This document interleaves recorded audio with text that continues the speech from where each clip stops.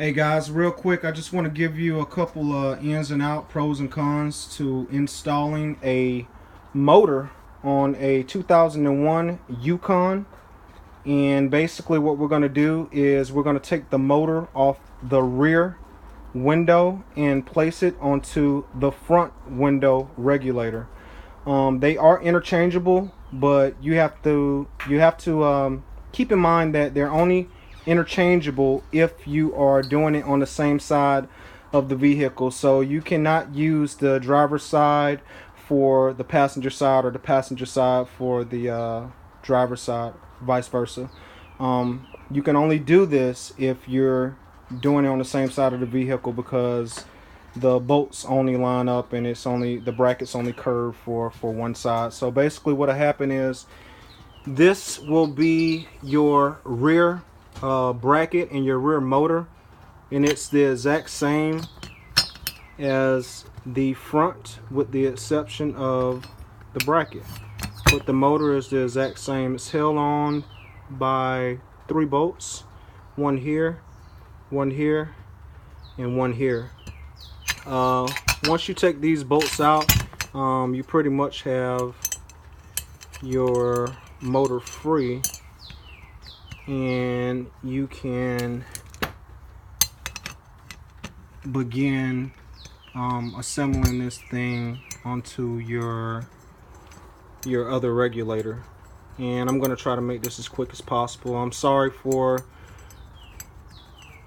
the noobness that's going on here, because I'm acting like a real noob at the moment, but I did not plan on doing a how-to video. I was just going to do this real quick and help my dad out putting this vehicle back together, but I figured out, hey, a couple guys are going to need this, because I was looking for videos to help me out and I couldn't find any. But there you have it. Once you get your bracket off, of course you have to remove the motor off the regulator from the rear, and once you get the motor out, then you remove your bracket and you're left with just the motor.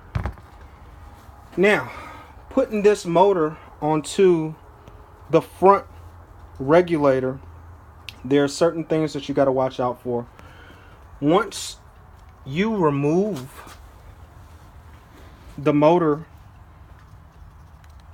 from the front regulator, once you pry up on this portion of the regulator, the same 3 bolts here, here, and here, this becomes two pieces. This portion of the motor is spring loaded, so as you're lifting and you're prying up, you want to be sure to slide your fingers in there and hold the inside of that groove. There's gears that mesh with the other side. You have to stick your finger in there and hold it from turning, because you want to keep tension on the cables. Also, while you're doing that, you want to pay close attention to this cable right here and make sure that it slides into the grooves, because as you're lifting up, this cable will start to slide forward, and if it comes out of this groove, once you put it all back together, it will grind on the plastic.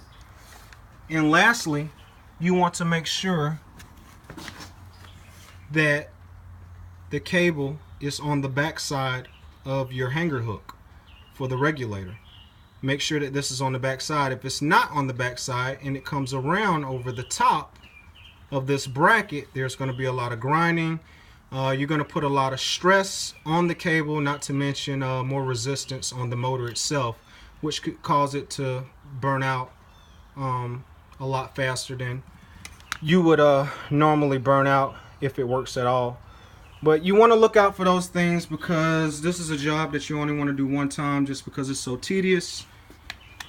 But look out for those things, and make sure, if you do happen to get the cable bound up in there and you get a little grinding action going on, get you a compressor, blow it out.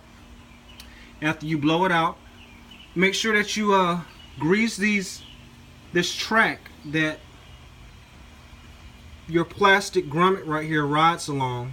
That track that basically is going to ultimately slide your windshield up and down make sure that that's greased up, because if you pull this from a salvage yard like I did, it would have been 2001. This thing might have been sitting there for, I don't know, man, maybe seven years or something like that. But yeah, make sure that you look out for those things. But you can interchange this motor from the rear and put it on the front side, long as it's on the same side of the vehicle. I hope that this has been helpful for you guys, and I'll try to keep the videos coming. Take care.